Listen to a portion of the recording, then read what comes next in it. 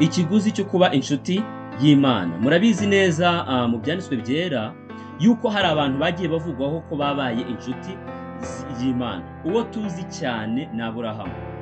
Aburahamu niwe tuzi ijambo ry'Imana ryahamije 100% ko yabaye inshuti y'Imana. Ariko twe dukurikije n'ibyo tusanzwe tuzi mu byanditswe byera, twabasha guhamya yuko hari n'abandi babaye inshuti y'Imana benshi, harimo ba Mose, harimo n'abandi bakurambere bose nk'uko tubabona mu gitabo cy'Abaheburayo cya 11, aho twagiye duhabwa ingero z'abantu bagaragaje kwizera, kandi uko kwizera kwabo kukagaragara ko kwari ukwizera kuzima, gukiza, kwizera kumwimerera. Rero ntabwo Aburahamu ari we wenyine wabaye inshuti y'Imana, ahubwo n'abandi babaye inshuti y'Imana, ariko we yavuzweho ko yabaye inshuti y'Imana kugira ngo wenda tunabyigireho. Ariko icyo nshaka kugira ngo twige uyu munsi, ibyo kuba inshuti y'Imana byo nyine Aburahamu yabaye we n'abandi babaye we, ahubwo tugiye kureba ni iki bidusaba, ni ikihe kiguzi bisaba kugira ngo twitwe inshuti y'Imana. Kuko ntekereza yuko natwe nk'abantu bizera Imana, ikintu dushaka kugeraho kurusha ibindi byose ni uko twakwitwa inshuti y'Imana, Imana ikatwita inshuti yayo, ikajya yishimira kumva yuko turi abayo, kandi koko ikaba yanabihamya ko turi inshuti zayo. Noneho ikibazo kikaba iki ngo ese bisaba iki? Ni ikihe kiguzi dusabwa gutanga kugira ngo tube inshuti y'Imana? Ndibuze gutangiza amagambo ari mu nyandiko za Ellen White kugira ngo tuze gusobanukirwa kandi tunakomeza twiga. Mu gitabo cya Ellen White cyitwa That I May Know Him, harimo amagambo nshaka kugira ngo tuze kumva. Hano baranditse baravuga ngo there is a divine grace for all who will accept it, yet there is something for us to do. There is a work for us to do to fit ourselves for the society of angels. Ngo hari ubuntu mvajuru tugomba kwakira. Ngo ariko mbere yuko tubwakira hari ikintu cy'ingenzi tugomba gukora. Ngo hari umurimo tugomba gukora kugira ngo tube dukwiriye guturana n'abamarayika mu ijuru. We must be like Jesus. Icyo kintu nta kindi, ngo tugomba gusa na Yesu. Free from the defilement of sin. Tumaje gucika cyangwa tumaje kubonera iki? Umudendezo mu kwandura twanduzwa n'icyaha. None harakomeza avuga ngo he was all that he requires us to be. He was a perfect pattern for the childhood, for the youth, for the manhood. We must study the pattern more closely. Ngo Yesu yatubereye icyo yifuza ko tubacyo. Ngo ni igishushanyo cyiza tugomba kwigiraho mu bwana, mu gihe cy'ubusore, ndetse no mu gihe umuntu amaje gukura abaye umugabo. Tugomba kwiga icyo gishushanyo twitonze. Aya magambo ndagira ngo muyumve neza. Turimo turasenga kugira ngo tuzajye mu ijuru, ariko kugira ngo tuzajyeyo hari ikintu dusabwa, hari umurimo ugomba kudukorerwa, kandi ngo uwo murimo nta wundi ni ugusa na Yesu. Ngo tugomba kwiga urwo rugero yaduhaye twitonze, tukarwiga tukiri abana, tumaje kugimbuka, ndetse n'igihe tumaje kuba abagabo n'abagore tugomba gukomeza kwiga urwo rugero, kubera yuko icyo gihe cyose yakibayemo yabaye umwana, aba umusore, ndetse yapfuye ageze mu gihe cy'ubukure, kuko niba yaragize imyaka 30 ni imyaka ihagije kugira ngo n'abakuze bamwigireho urugero rwiza rw'imibereho bagomba kwigana. Aho rero niho dusabwa kugera. Yarakomeza avuga ngo we have a work to do to fashion the character after the divine model. Ngo hari umurimo tugomba gukora kugira ngo dutume imico yacu isa n'urugero cyangwa na modo n'igishushanyo cyangwa n'icyo mu ijuru bareberaho ko imico itunganye ko. All wrong habits must be given up. Ngo imico mibi yose igomba kurekwa. The impure must become pure in heart. Abatera bagomba kuba abera mu mitima. The selfish man must put away his selfishness. Uwikunda agomba gushyira hasi kwikunda. The proud man must get rid of his pride. Uwirata, uwibona agomba gushyira hasi ubwibone bwe. The self-sufficient must overcome his self-confidence. uwumva yihagije agomba gushyira hasi ibyo yiyumvamo, and realize that he is nothing without Christ, maze ngo agasobanukirwa ko ntacyo ari cyo adafite Kristo. Ibi aha niho dusabwa kugera, ariko icyo nshaka kugira ngo dutekerezeho, ese uru rugero Imana itwifuzaho turugeraho ku rugero mu buryo bungana iki? Iyo witegereje abantu biyitira izina rya Kristo, ukareba imibereho bafite, ukareba uko babaye, ukareba ibyo bakora, ukareba ibyo batekereza n'ibyo bibwira, biragoye kuba wahamya ko iyi mibereho ivugwa n'ibyanditswe byera abantu baba barayigezeho. Usanga muri twakirimo ubwibone, ishyari, agasuzuguro, kutita ku bandi, kutagaragaza urukundo rwa Kristo, kutagira impuhwe n'ibindi byose. Kandi mu by'ukuri bikagaragara no mu biyita ko bubahiriza amategeko y'Imana, ndetse no mu babwiriza n'abantu bavuga ko bahindutse. Iyo mico ukaba ushobora kuyibasanga mu burakari, igomwa, ishyari, kwishyira hejuru, ugasanga ni ibintu byatugize imbata, byadutwaye ingamira ku buryo byadutwaye koko. Nyamara ibyo nibyo dusabwa kugira ngo tube dushobora kuba twaturana n'abamarayika bahe bo mu ijuru. Turasabwa kugira ngo tube dufite imico itandukanye by'ihabye nuko ab'isi batekereza kandi nuko babona ibintu. None se mu by'ukuri ibyo bintu twabasha kubigeraho gute? Mwibuke ko turi kwiga icyigisho kivuga ngo ikiguzi cyo kuba inshuti y'Imana, kuko ijambo ry'Imana rivuga ngo Imana ikunda umunyabyaha ariko ikanga icyaha. Mu gihe rero tugifite icyaha mu bugingo bwacu, ntabwo bivuze ko Imana ibitwanze, ariko ntabwo Imana izatwita inshuti yayo igihe kizaba kigeze cyo kuba twakwitwa inshuti, cyangwa se tukabireka bikarorera kuba twakwitwa inshuti. Ntabwo Imana izatwita inshuti yayo kandi twarakomeje kugundira mu bugingo bwacu ikintu Imana ubwayo yanga.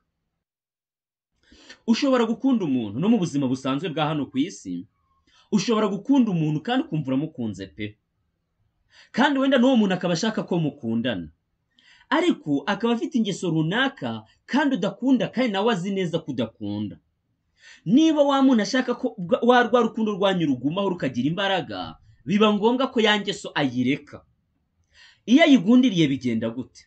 Iyo ayigundiriye murananiranwa, ntabwo muba mugikundanye, bigeraho bikarangira. Ibyo twabitanga nk'urugero hagati y'umuhungu n'umukobwa. Icyo bita kurambagizanya ni ukureba kugira ngo barebe ko imico yabo izahuza ku rukundo koko bazarugeraho, ariko burya urukundo wenda baranarufitanye, ariko noneho imico izahuza, ibintu bizajyamo neza ku buryo tuzabana ntawe ubangamiye undi. Nicyo bita kurambagiza. Hanyuma iyo umwe, tuvuge urugero, umusore wenda ni umusinzi, iyo umusore akomeje kugundira bwa businzi bwe, ntazirikane ko uwakunda kandi umukunda, ibyo bintu abyanga, biza kurangira wa muntu abivuyemo akavuga ati rero njye nabyizeho nsanga bitazavamo. Ibitazavamo ni iki? Ni imico yawe yizeho neza, asanga ntabwo mwashobokana, arangije ahitamo kubihagarika. Naho kugukunda yagukundaga, ibindi yabonaga byagenda, ariko icyo kintu wanze kureka, ibyo bintu byananiwe guhura, nibyo bituma mutandukana. N'ibindi rero niko bimeze. Ariko se none kugira ngo tugere ku icyo kintu Imana idushakaho, ku iyo mibereho yo gukiranuka Imana idushakaho, turasabwa gukora iki? Hari ikintu Imana ikora, igakorera abantu bayo kugira ngo ibyo bintu bigerweho.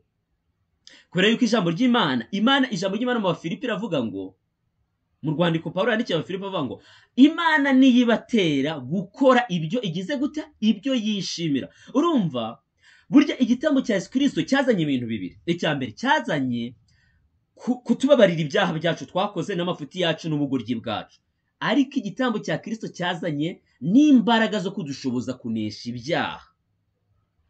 Niyo mpamvu Pawulo avuga mu gitabo no mu rwandiko yandikiye Abanyaroma igice cya 3, niba ntibeshe ku murongo wa 10, aho yavuze ngo ubutumwa bwiza ntibunkoza isoni, kuko ari imbaraga ihesha uwizeye wese kugira gute, gukizwa. Ubutumwa bwiza ntibunkoza isoni kubera yuko ari imbaraga ihesha uwizeye wese gukizwa. Urumva, ubutumwa bwiza ntabwo ari ubutumwa bwiza gusa budusezeranira imbabazi, budusezeranira ibyiza, ahubwo ni n'imbaraga itanga ubugingo mu muntu. rero bavandimwe, hari ikintu Imana ikora ifasha abantu bayo kugira ngo bagere kuri kwa kunesha Imana ibifuzaho, kandi nta hacu kugira ngo binyuze mu kwizera twihangane iyo mbaraga ikorere muri twe ibyo bintu bigerweho. Mureke mbahe ingero tujye muri Bibiliya noneho. Reka tugihere mu gitabo mu gitabo cya Yobu turebe ibihanditse. Turajya muri Yobu igice cya 16.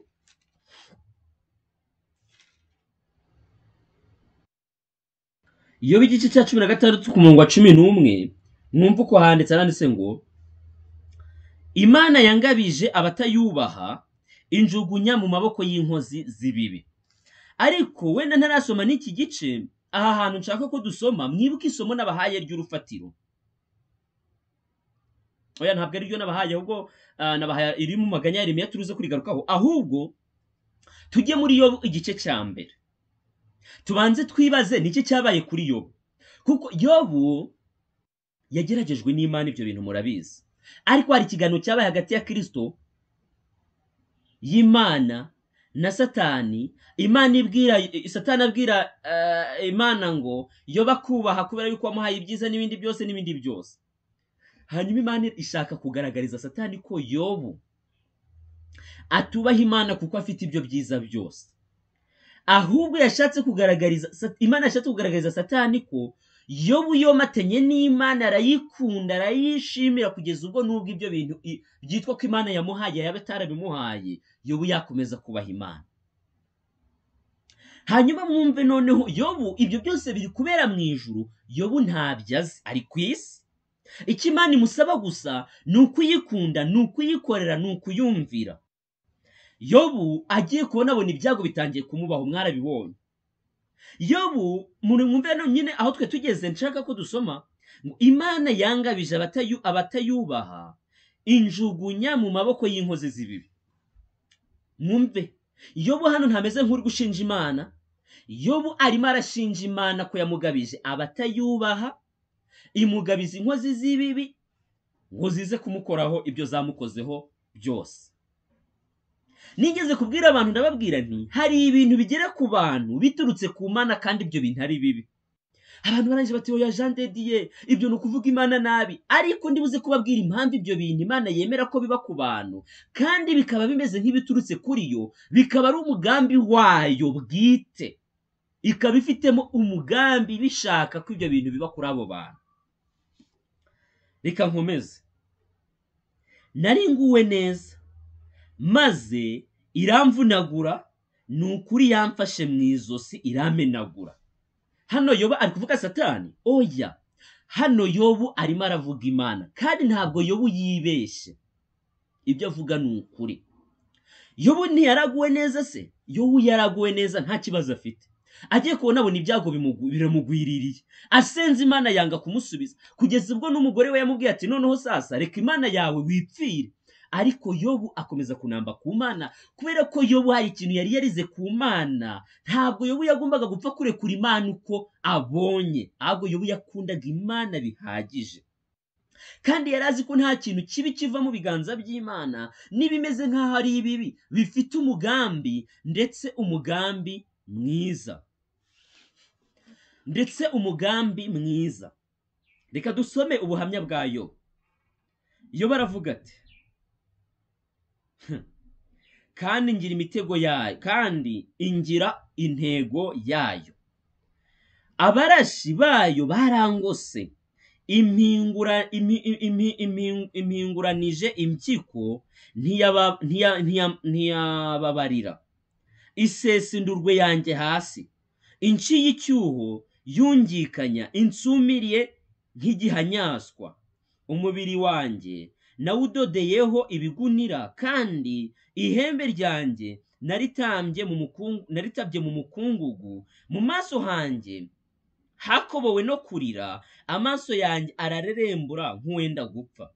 Nubwo ari nta rugomo ruri mu maboko yanjye, kandi ugusenga kwanjye kukaba gutunganye. Wasiwe, we gutwikira amaraso yanjye, kandi gutaka kwanjye kwe kugira aho guturiza. N'ubu dore imbera umuhamya uri mu ijuru, indengera iri hejuru. Inshuti zanjye zirankuba, ariko ijisho ryanjye rirasuka amarira imbere y'Imana. Ndagira ngo mwumve amagambo nsomye neza, tuyagendemo neza, tuyumvikaneho. Yobu yatangiye afata ibiri kumubaho byose akabishyira ku Mana, kandi ntabwo abeshya. Kubera yuko ndagira ngo mbabwire ikintu njye naje kwiga muri iyi mibereho ya gikristo. Ubundi Imana ikoresha imbaraga zayo zikomeye z'ubumana ikarinda abana bayo ibibi. Ibyo bintu Imana irabikora.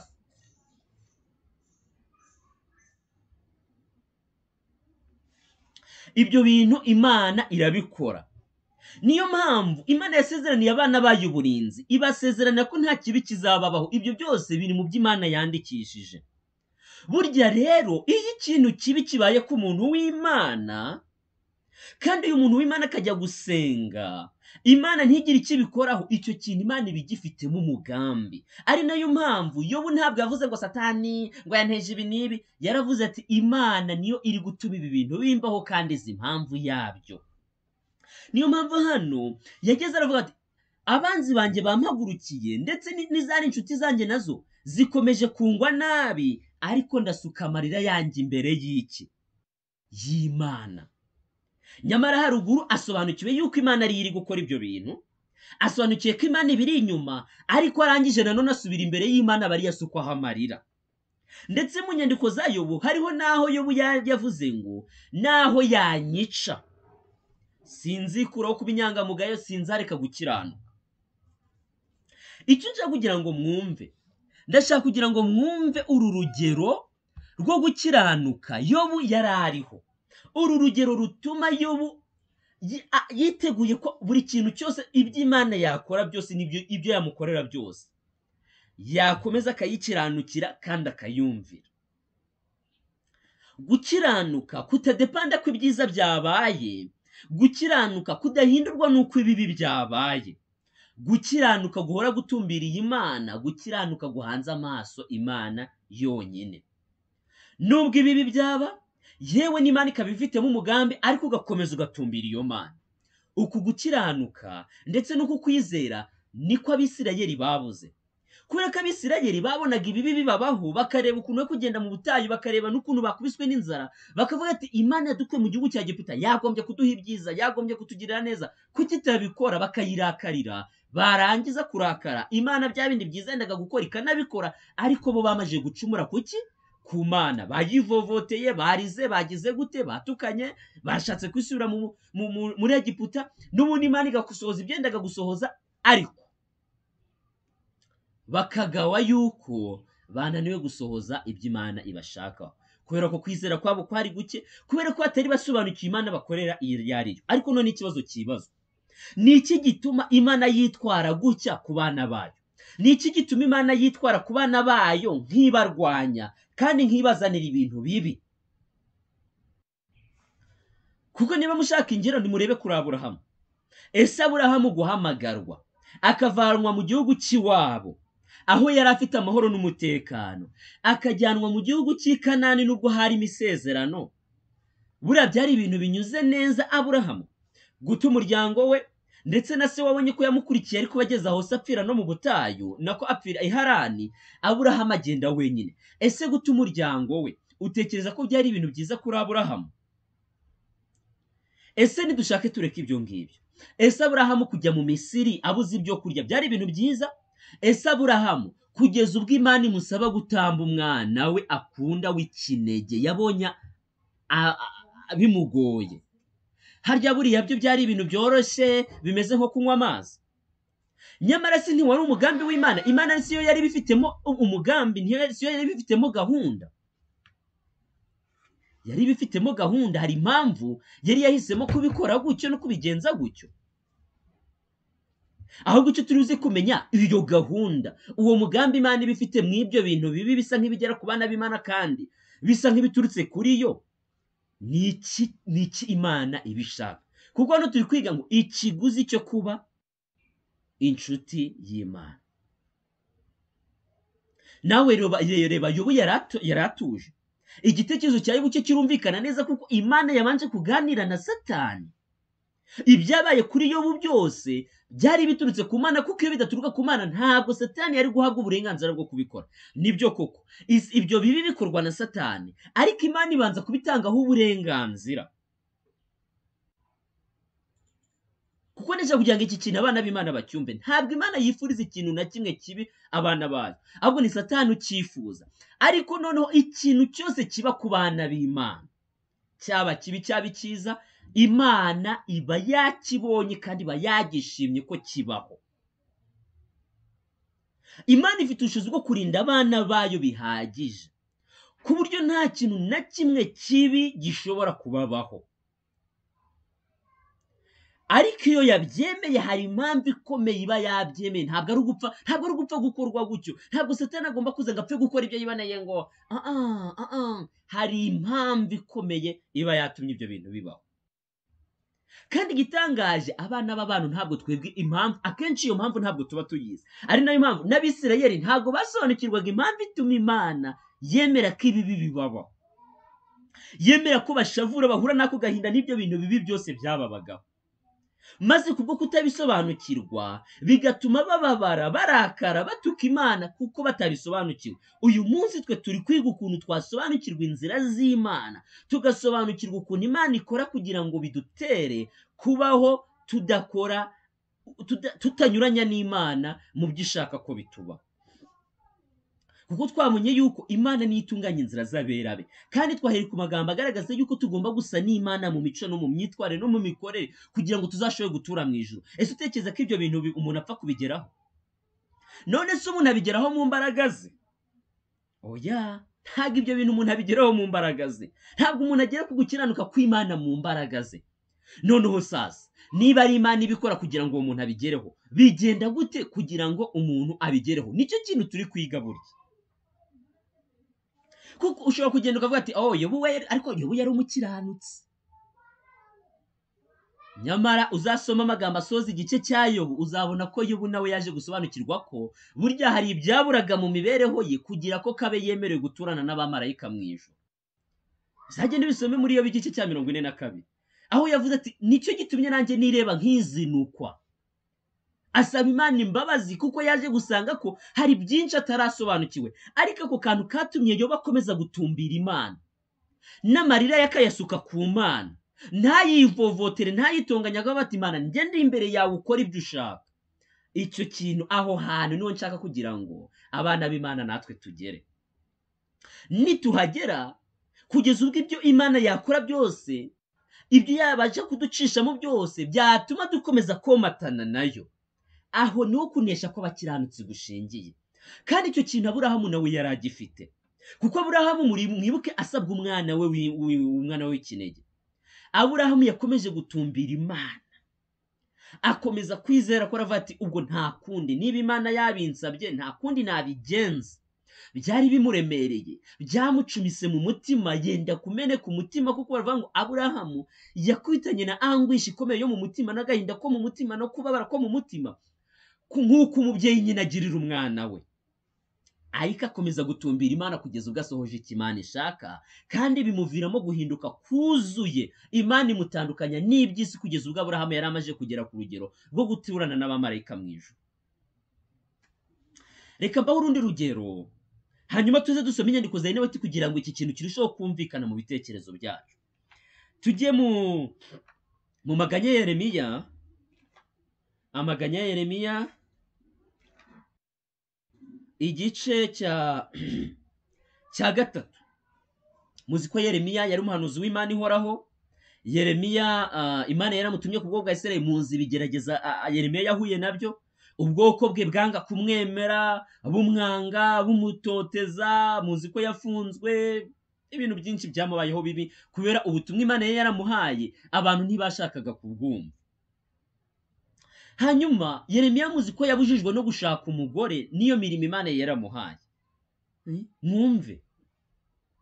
Hanyuma Yeremiya ahura n'ibintu bibi cyane, mubashe kubisoma hano mu maganya Yeremiya mukumva ngo ndi umuntu wabonye umubabaro. Mwumve ko icyo gice gitangira, ndi umuntu wabonye iki? Umubabaro. Yankubise inkoni y'uburakari bwe, yaranshoreye ancisha mu mwijima. Utekereza ko hano Yeremiya wari kuvuga arinde? ese utekereza ko ari kuvuga Satani? Oya, Yeremiya ari kuvuga Imana. Yeremiya we kimwe na Yobu batagiye gushinja iki? Imana. Bari gushinja Imana ko ariyo yatumye ibyo bintu bibaho. Nukuri yakomeje kumbangurira ukuboko hato na hato, burinda bwira. Inyama yanjye n'umubiri wanjye bishajishijwe nawe, amagufwa yanjye yarayamenaguye, yanyubatseho anzingiraho indurwe n'umuruho, yantuje mu mwijima w'abapfuye kera. Uwavuga n'Imana. Yankubiye mu nkike kugira ngo ntahinguka mu irembo, yatumye umunyururu wanjye undemerera. Nukuri iyo mutakiye mutabaza, gusenga kwanjye aguheza hanze. Hariya aya magambo Yobu we ntabwo yayavuze? Aya magambo na Yobu yayavuze, ngo nubwo nsenga, agaragaza uburyo ki nubwo asenga Imana imeze nk'itamwitayeho.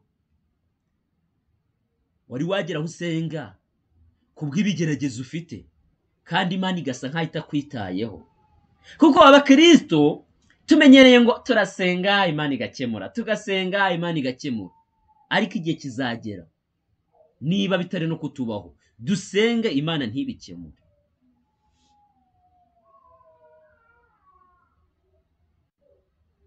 Iyo wumvise ivugabutumwa riri hano hanze, ibyo bita prosperity gospel, aho abantu bavuga muzana amafaranga, muzana amaturo, Imana irahita ibakubira, murabona ibyiza, murabona abagabo, n'ugusengera ni ibyiza gusa, kuko umuntu yizeye Imana.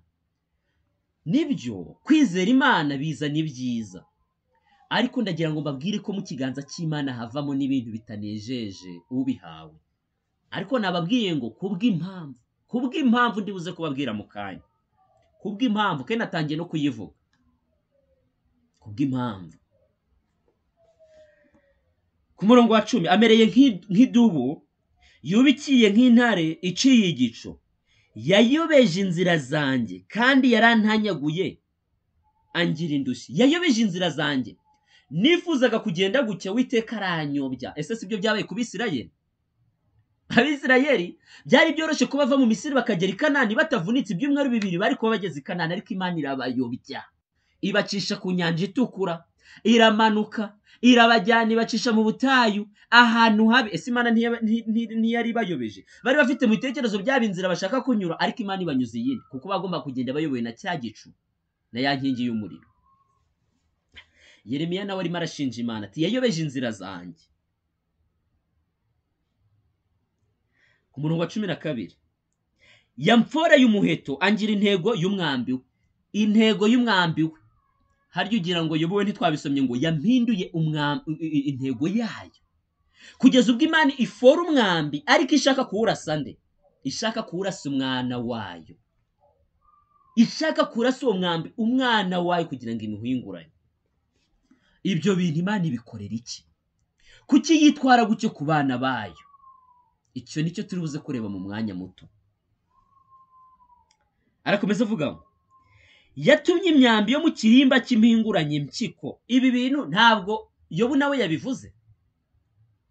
Iyo bavuze impyiko muzarebe nuko niba Yohanira isomo barigaragaje, ubundi bavuze impyiko bavuze umutima w'umuntu muri Bibiliya. Nahindutse urw'amenyo mu bwoko bwanjye rwose. Ku murongo wa 15, yanyujujemo ibisharira, yampagije apusinto, amenyo yanjye yayahongoje amabuye, yandengeje ivu. Uyu nguyu Yeremiya avuga ni Uwiteka. Uyu ni Uwiteka, ntabwo ari kuvuga Satani. Ikiguzi cyo kuba inshuti ni iki? Ni Imana. Nicyo cyigisho turi kwiga. Ariko umva amagambo nkunda kuruta ndi yose, kandi nayasomye no mu nyandiko zivuga ku bya Yobu. Umurongo wa 22, mushaka mwakomeza mukumva n'ibindi byinshi n'ubundi buhamya bwinshi bwa Yeremiya, ariko reka tujye ku murongo wa 22. Imbabazi z'Uwiteka nizo zituma tudashiraho, kuko ibambe rye ritabura, zihora zungu kuko bukeye, umurava wawe ni munini. Jewe iri banga ryo nshaka kwakira. Niki gituma abantu basobanukirwa ko ikiri kubageraho ari ukuboko kw'Imana, kandi kuri kubatsikamira bikomeye, ariko barangiza bagashima Imana kandi bakayihimbaza. Ibi nibyo twaraye twize nimugoroba Kristine yadusobanuriye, aho yavuze ati niyo tugeragejwe ese abana b'Imana bitwara gute? Abana b'Imana bagomba gutozwa n'Imana uburyo bagomba kubana n'ibigeragezo kandi bagaragaza uburakari, ntibagaragaze kubabara, ntibagaragaze kugushishano, ntibagaragaza agahinda, ahubwo bakagaragaza umunezero, kuko nibyo turi kubonana. Yeremiya ubwo ari kubihera ubuhamya bw'uko ukuboko kw'Imana kwamugezeho kuramubabaza, kumukorera ibibi, ariko ku murongo wa 22 ariko aranje arashima Imana, arayisingiza ati imbabazi z'Uwiteka nizo zituma tudashiraho, kuko zihora zunguka uko bukeye nuko bwije, ibambe rye ritabura, umutima wanjye uravuga uti Uwiteka niwe mugabane wanjye. Ayo magambo arakomeye, Uwiteka niwe mugabane wanjye, nta handi nahungira. Yobu nawe niko yabigenzaga, aravuga ati amarira yanjye ndayasuka imbere y'Imana, kandi haruguru yaramaze kuvuga ko Imana ariyo iri gutuma ibyo bintu bimubaho, ko Imana ibifitemo uruhare. Ariko arangira bati nanone Imana niyo ngomba gusubiraho nkayisukaho amarira. Na Yeremiya urumva bahuje experience, aravuga ati umutima wanjye uravuga uti Uwiteka niwe mugabane wanjye, nicyo gituma nzajya mwiringira. Uwiteka abereye mwiza abamutegereje, Uwiteka abereye mwiza abamutegereje, ni ubugingo bw'umushaka. Ni byiza ko umuntu yiringira ategereje agakiza ku Uwiteka agize gute? Atuje. Tugomba kwiga gutuza, tugomba kwiga guhorana amahoro nubwo ibintu byamera nabi, tugahorana kwizera yuko Imana iri kumonitaringa, irimo iragenzura ibyo bintu byose, kandi ko iherezo ryiza rizagerwaho. Nubwo twabona ko ibyo bintu Imana ibifitemo umugambi, kubera iki? Turasenga Imana ntikemura, kandi tukamera nkaho nta mugisha dufite, tukabona ibyo dutegura, ibyo dushaka kugeraho tumeze nk'abatabigeraho, nta mugisha tubona. Kuko ibi nibyo byabaga kuri Yobu, nibyo byabaga kuri ba Yeremiya. Barasengaga bagagira gute, ibyago byabagwiririye, ariko Imana ikamera nkaho nta kiri gukora, kuko ibifitemo umugambi, ifite icyo ishaka kugeraho, ifite icyo ishaka kwigisha abana bayo. Kuko irashaka, nubwo bitwa ko barayikorera, ariko haba ari ibintu bitagenda neza, ishaka kugira itunganye mu mibereho yabo. Niyo mpamvu Imana yitwara gutya ku bantu bayo. Reka nte kuvuga amagambo menshi ya Bibiliya gusa, ahubwo tujye no mu nyandiko twumve niki gituma ibintu bibi, ibyago, amakuba, ibintu bidasanzwe, bitari no kuvuga ngo mu gihe cy'akarengane, no mu buzima busanzwe, ugasanga business wateguraga biranze, ugasanga ahantu wajyaga gushaka akazi biranze, kandi ku mpamvu zitumvikana, ugashaka iterambere ugasanga iterambere wateguraga, wenda wateguraga uti Imana umpiye buruse, ndashaka kujya kwiga hanze, ndashaka kuzabica, ukabona Imana niyo ubwayo itumye ibyo bintu bidashoboka. Ugasanga umuntu arategura, ariga bikanga, ibi na biriya, akabona mu buzima bwe ni akaga kari kuza gusa. Ese ni iki gituma Imana yitwara muri ubwo buryo ku bantu bayo? Kuko ibyo bishobora no kuba utari abantu bayo, ariko ku bantu bayo by'umwihariko hari impamvu, kubera yuko ku bantu bayo baba bari mu burinzi bukomeye bw'Imana. Ijambo ry'Imana muri Zaburi biravuga ngo nk'uko imisozi igose hehe i Yerusalemu, niko Uwiteka agose abantu be. Muri make, abantu b'Imana baba bagoswe n'imbaraga ikomeye y'uburinzi bw'Imana budasanzwe. Ari nayo mpamvu bisa nkaho abantu b'Imana nta kintu kibi cyagombye kubabaho, nta kintu kibi cyagombye kubabaho. None iyo Imana yemeye ko ibibi bibabaho, biba byagenze gute? Ni uko Imana yananiwe kubarinda? Icyo nicyo kibazo turi kwibaza. Tugende turebe urugero rw'Abisirayeli. Ese Abisirayeli kuba barabuze amazi bageze Imana, bakabura ibyo kurya mu gihe runaka, bagasanga inyanja, bakabura uko bambuka, ariko nyuma Imana igakora igitangaza, nuko Imana yari yananiwe kubibaha? Aho ni ahantu nshaka kugira ngo tuganire kandi twumvikane. Nuko Imana yari yananiwe kubibaha? Nuko Imana yananiwe kubibagezaho? Igisubizo ni oya. Kubera ko igihe bayitakiraga, urutere rwarakubitwaga amazi akaboneka, cyangwa se rukabwirwa. Ibyo kurya byabonekaga mu buryo bwuzuye bushyitse. Rero bana b'Imana, ntabwo ibi bitugeraho niba koko wariyeguriye Yesu Kristo nk'umwami n'umukiza wawe, ntabwo ibi kugera, ariko Imana yananiwe kubikemura. Ahubwo jya wibaza impamvu y'ibyo bintu, kandi urushaho kwegera Imana kugira ngo Imana igusobanurire kuki byabaye, kuko ijambo ry'Imana rigaragaza uburinzi budasanzwe bugomba kuba ku bana b'Imana. None iyo ibi bibagezeho, iyo ibintu bitanejeje bibagezeho, ni iki kiba cyabaye? Reka dusome inyandiko kugira turusheho gusobanukirwa, biteye kuba amagambo y'umwigisha. Wumva uko Rinoti yanditse yaranditse muri icyo gitabo My Life Today paje 92 arandika ngo a refining and purifying process is going on among the people of God. Ngo umurimo wo gutunganya no kweza urakomeje mu bantu b'Imana. The Lord of hosts has set his hand to this work. Umwami w'abami yashize ikiganza cye kuri uyu murimo. This process is the most trying to the soul. Uyu murimo ngo uko ugora uwo muntu uramugora akagora ibitekerezo bye. But it is necessary in order that defilement may be removed. Ariko ni ngombwa kugira ngo ukwandura gukurweho, kwandura ko mu mutima. Trials are essential in order that we may be brought close to our heavenly Father. Ngo ibigeragezo ni ingenzi kugira ngo twegerezwe data wacu wo mu ijuru. Urumva impamvu y'ibigeragezo n'ibyago duhura nabyo mu buzima? Ngo ni ingenzi kugira ngo twegerezwe data wo mu ijuru. In submission to his will that we may offer unto the Lord an offering in righteousness. Tubigeraho dute? Twishira mu bushake bwe maze bigatuma ngo dutanga ituro ngo tutanga ituro dukiranutse. Kuko ibigeragezo bishobora no kukugeraho ariko ukabikemura mu nzira zawe. Ari nacyo cyabaga ku Bisirayeli. Ibigeragezo byabageragaho aho kwishira mu bugenzuzi bw'Imana no mu bushake bw'Imana, ahubwo bya bibazo bagashaka kubikemura mu nzira zabo. Batuka Mose, bamutonganya, batireka twisubirire muri Egiputa, batireka tubigenze gutya na gutya. Ntabwo bategerezaga ngo ubushake bw'Imana bari bwo bwubahirizwe. Niyo mpamvu kugeragezwa ni kimwe, ariko no kwemera ibintu bikagenda mu bushake bw'Imana ni ikindi. Ari nacyo Yobu na Yeremiya bakoraga. Nubwo biriya bibi byabageragaho bibashyira mu bigeragezo bikomeye, ariko nanone bishiraga mu biganza by'Imana, Imana igakemura ibintu mu buryo bwayo. Nakomeza bavuga ngo the Lord brings his children over the same ground again and again. Imana igenda igarura abana bayo ku kibuga, ikongera ikabagarura, ikongera ikabagarura. Ishaka iki? Wumva hano uko bavuga, increasing the pressure until perfect humility fills the mind and the character is transformed.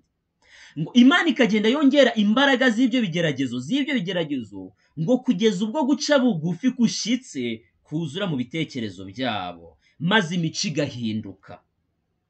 Then they are victorious over self and in harmony with Christ and the spirit of heaven. Ngo bityo birabagenda bikabageza kukunesha kamere, ndetse ngo bakaba umwe na Kristo, bakaba n'umwe n'umucyo n'umwuka w'ijuru. Nyamara twabonye ngo tugomba nyine gutegurwa kugeza ubwo tuba abantu bashobora guturana n'abamarayika hehe n'ijuru. Ikibazo nabajije ni ngo ibyo bintu bigerwaho gute? Ni nabyo turi kureba. Bigerwaho gute? Bigenda gute? Hakomeza. The purification of God's people cannot be accomplished without suffering. Kwezwa kw'abana b'Imana ntigushobora kugerwaho hatabayeho imibabaro. He passes us from one fire to another. Aducisha mu muriro umwe atujyana mu wundi. Testing our true worth. Agerageza ngo arebe uburyo turaba agaciro. True grace is willing to be tried. Ubuntu bw'ukuri babwiteguye no kugeragezwa. If we are lost to be such by the Lord, our condition is one of peril. Niba tudashaka gushakwa n'Uwiteka, nuko rero byacu biteye agahinda.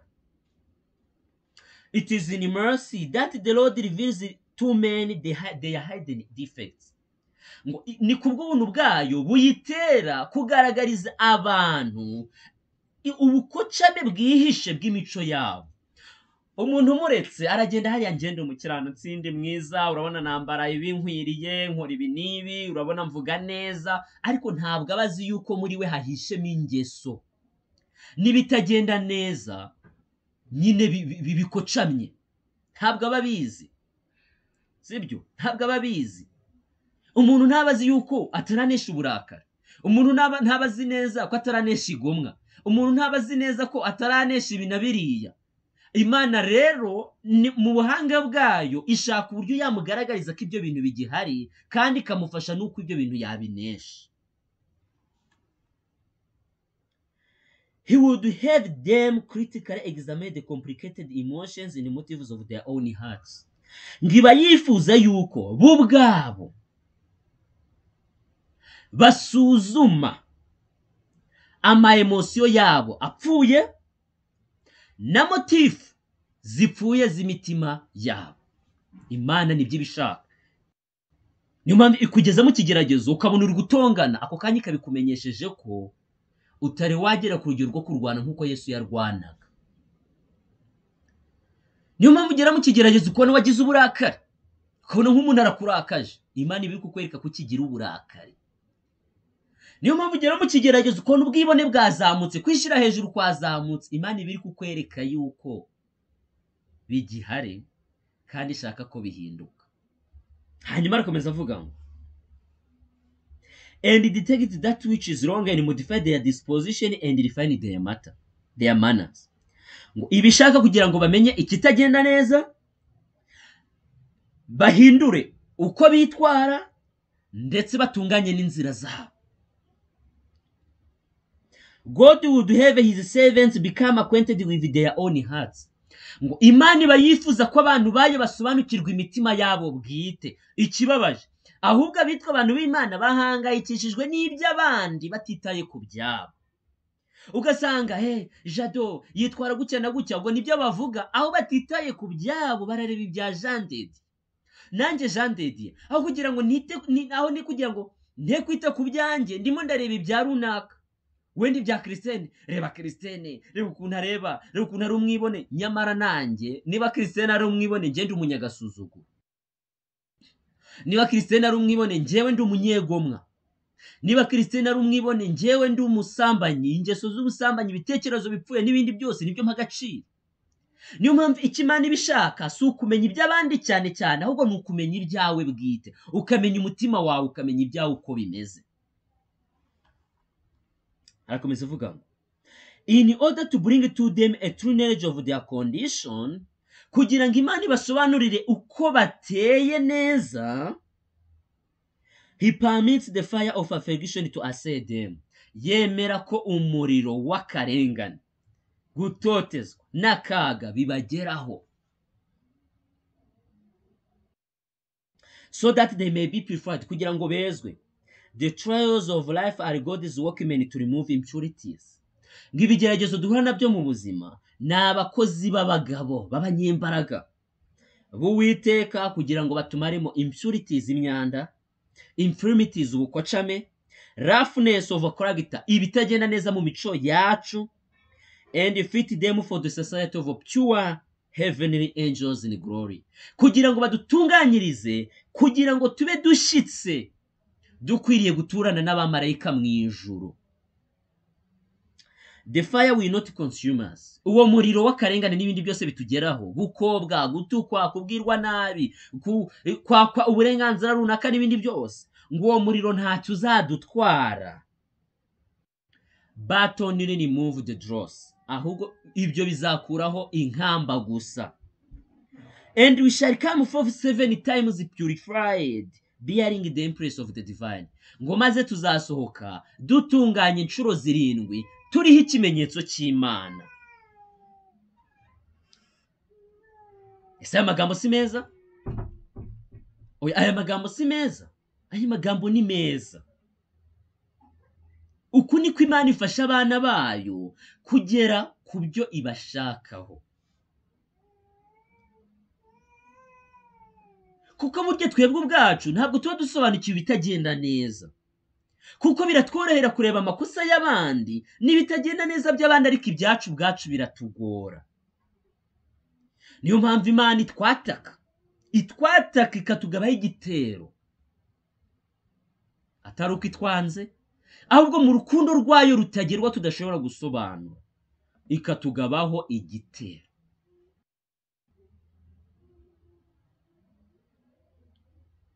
Imana idushoboze kugira ngo tujye tumenya kwitwara nk'uko abagaragu b'Imana bitwara muri icyo gihe cyo kugeragezwa n'Uwiteka.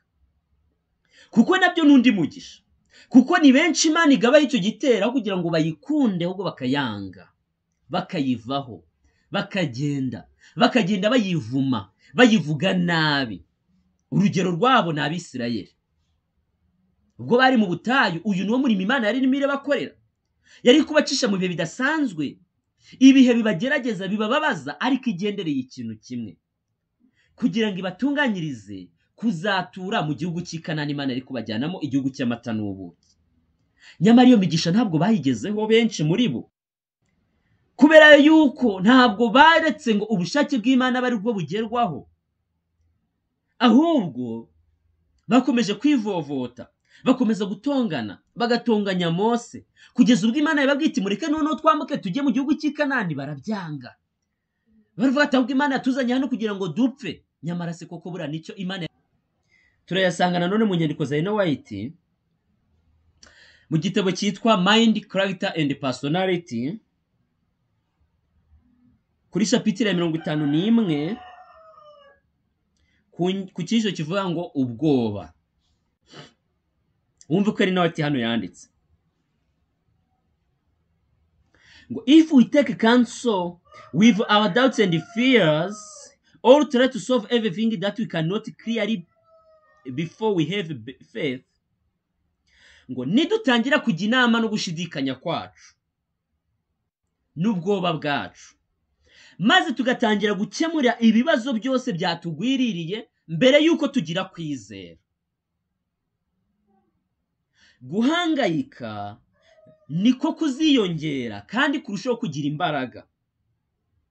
Ngo ariko nidusanga Imana twiyumvamo yuko ntacyo dufite, dukeneye ubufasha, kandi ko turi dependent, tutayifite tutabaho, kandi koko niko turi, maze tugaca bugufi tukizera ko izi ibyo dukeneye, kuko yifite ubwenge buhambaye, kandi ko ibona ibintu byose ihereye mu itangiriro, kandi ikabiyobora ibintu byose ikoresheje ijambo ryayo n'ubushake bwayo. He can and will attend to our cry.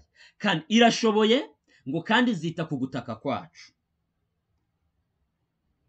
ngo izareka umucyo umurikire mu mitima yacu binyuze mu isengesho rishishikaye, rikubiranyije, ridaciye iruhande.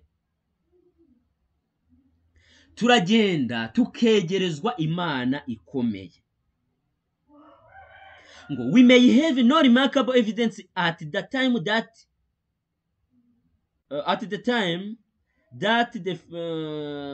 the face of our Redeemer is bending over with compassion and faith and love. Ngo muri ako kanya tushobora kutabona igihamya gifatika cyuko umucunguzi wacu aduhengekeye umusaya we mu rukundo ndetse no mu mpuhwe, ngo ariko niko biba bimeze, abaduhengekeye umusaya kandi atwitayeho. Dushobora kutumva adukoraho, ngo we may not feel his visible touch, dushobora kutumva koko adukoraho ngo tubyiyumveho, but his hands is upon us in love and pitying tenderness. Ngo ariko ikiganza cye kituriho mu rukundo rwinshi no mu mpuhwe nyinshi. Si amagambo si meza? Reka dukomeze. Ngo the Lord frequently places us in difficult positions to stimulate us to a greater exertion. Ngo Imana ikunda kenshi kutugeza ikatugeza ahantu hatugoye.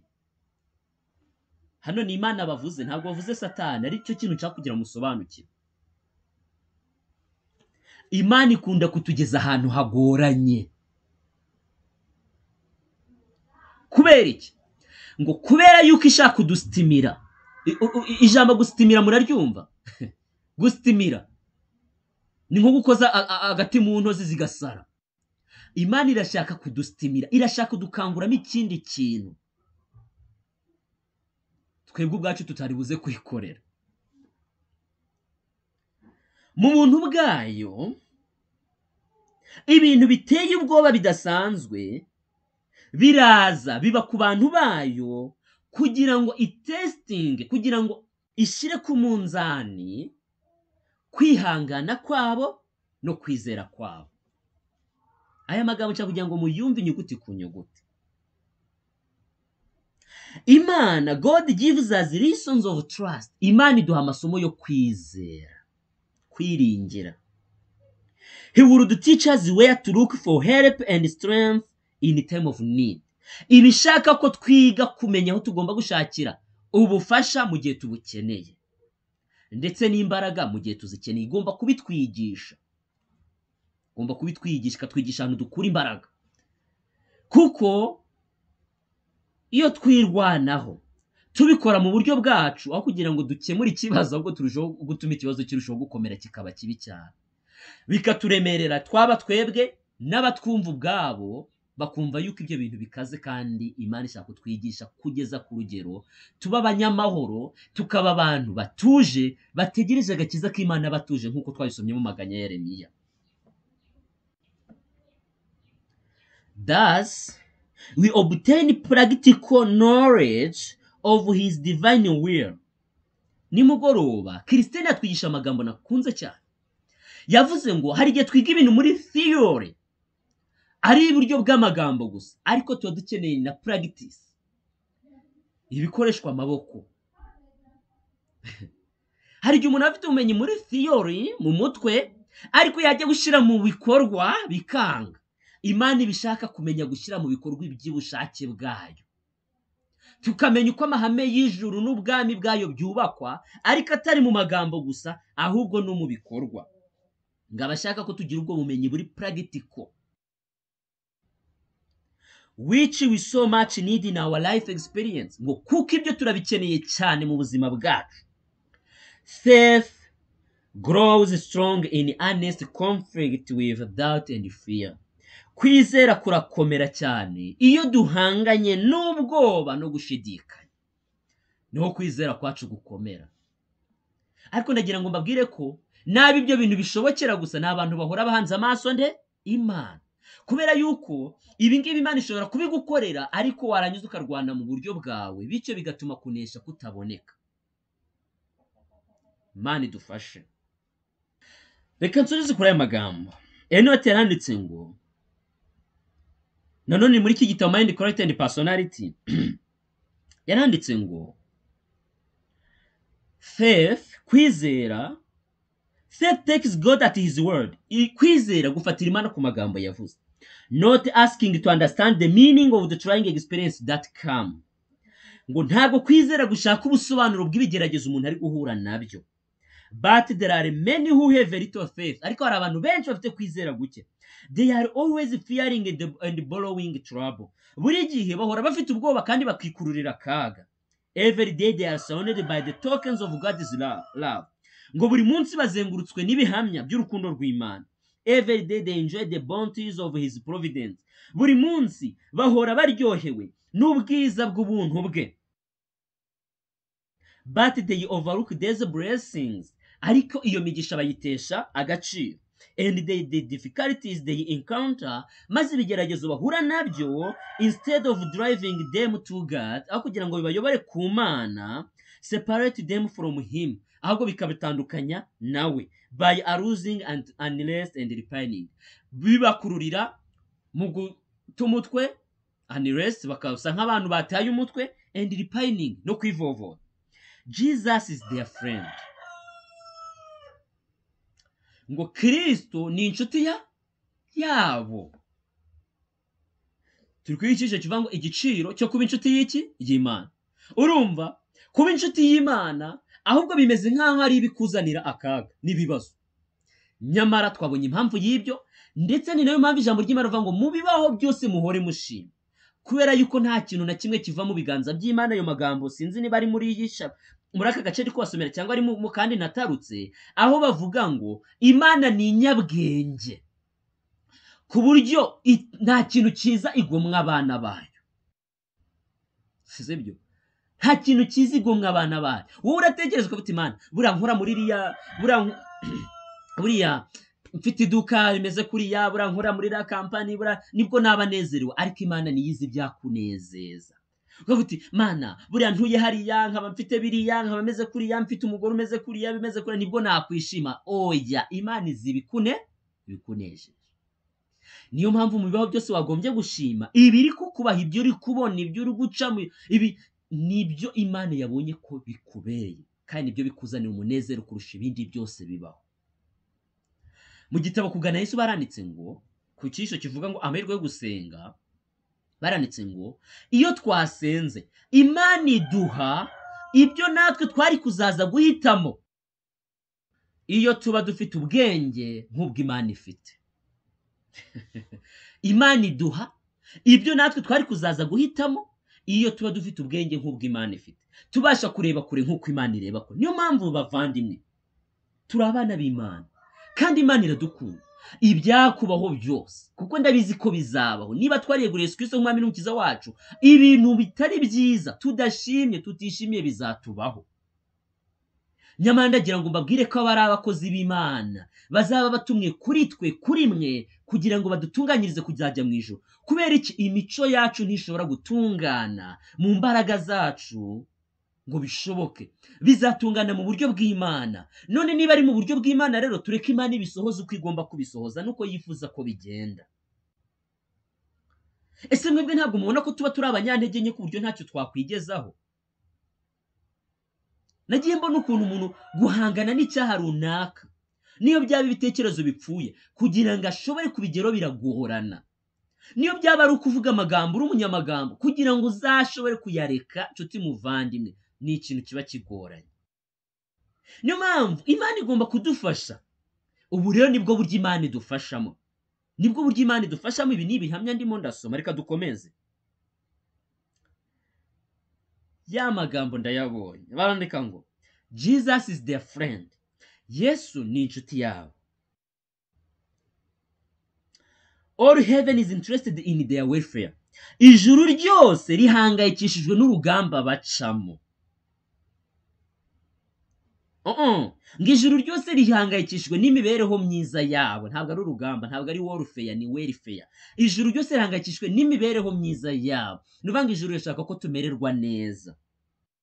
And their fear and repining grieves the Holy Spirit. Ubwoba bwabo no kwivovota kwabo bibabaza Mwuka Wera. Kubera iki? Ijuru rimura kwifuriza ibyiza, ariko wowe uri murataka nkaho riri kukwifuriza ibibi. Ibyo rero bibabaza ijuru. Hanakomeza avuga ngo, not because we see or feel that God hears, we are to believe. Ntabwo tugomba kwizera kuko twiyumvamo kandi tureba yuko Imana iri kumva ibyo twayisabye. Oya, tugomba kwizera nubwo ibyo byaba bitabaye. We are to trust his promises. Tugomba kwizera amasezerano ye. When we come to him in faith, nituza tuyisanze twizeye, we should believe that every petition enters the heart of Christ.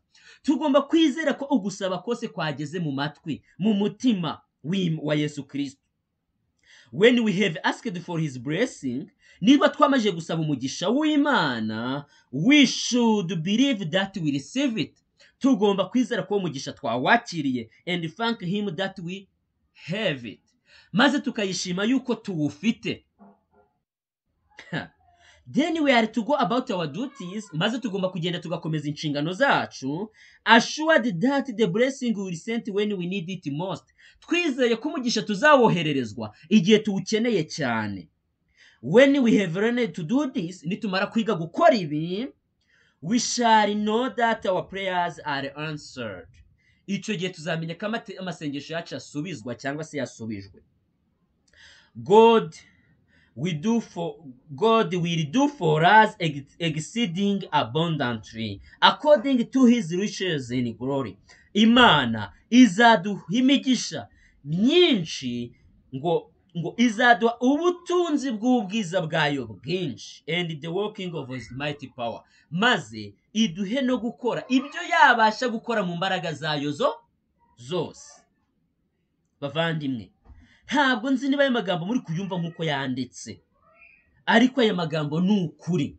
Imana yiteguye kuduha ibyiza tutabasha no gutekereza, tutabasha no kwiyumvisha, kuko ibiyinezeza ni ukuduha ibyiza, ni ukuduha ibyatunezeza. None hano umva amagambo avuga ngo, keep your wants and joy, your sorrow, your care and your fear before God. ngo ujye ushyira imbere y'Imana ibyo ukeneye, ibikunezeza, ibikubabaza, ngo n'ibyo ushaka kwitaho, n'ibigutera ubwoba byose ujye ubishyira imbere y'Imana. You cannot burden him. Ntabwo ushobora kumuremerera. You cannot will him. Ntushobora kumunaniza. His heart of love is touched by our sorrows. Umutima w'urukundo ukorwaho n'agahinda kacu. And even our utterance of them. Nubwo twaba tubivuga gusa. Take to him everything that plagues the mind. Mwereke ibihangayikishije ibitekerezo byawe byose. Nothing is too great for him to bear. Nta kintu kinini cyane munanira kucyikorera. For he holds up words. Yikoreye amajuru yose. Sanzure ryose riri ku bitugu bye. He rules over all the affairs of the universe. Niwe uyobora universe. Ibyaremwe byose. Hari indirimbo nkunda ivuga ngo ndayibagiwe, ariko mu Kinyarwanda iri mu Cyongereza. Mu Kinyarwanda ni ahantu bavuga ngo niba Imana yikoreye amasi yose ku bitugu byayo, ntabwo yananirwa kwikorera utubazo twanjye tudapimye n'amagarama. Yes, nibyo nawe atari kuvuga hano. Urumva? Nothing that in any way concerns our peace is too small for him to notice.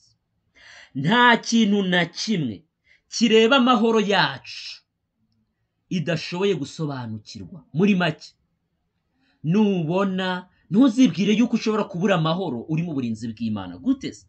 Imana nta kintu na kimwe cyaguha amahoro inaniwe kumenya. Kadukomeze. There is no chapter in our experience too dark for him to read.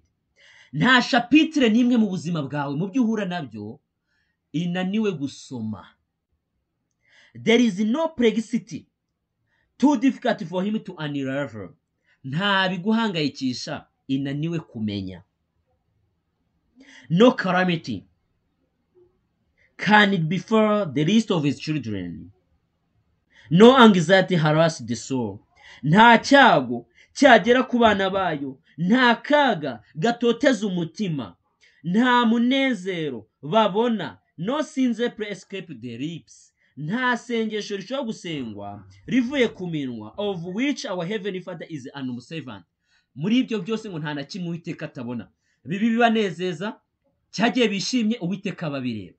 Cyagihe babaye Uwiteka babireba. Cyagiye bafite ibintu bitoteza imitima yabo Uwiteka babibona. Cyagiye hari akaga kagwiririye ingo zabo n'imibereho yabo Uwiteka byose babireba byitegereza.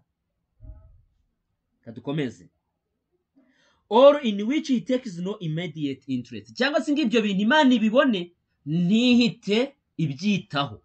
Ivuga iteho jadari guhura n'ibigerageza ariko nzaba mbyitaho ejo. Oya ntabwo ari uko bimeze. The relations between God and each soul are as distinct and full as though there were no other soul upon the earth to share his watch care.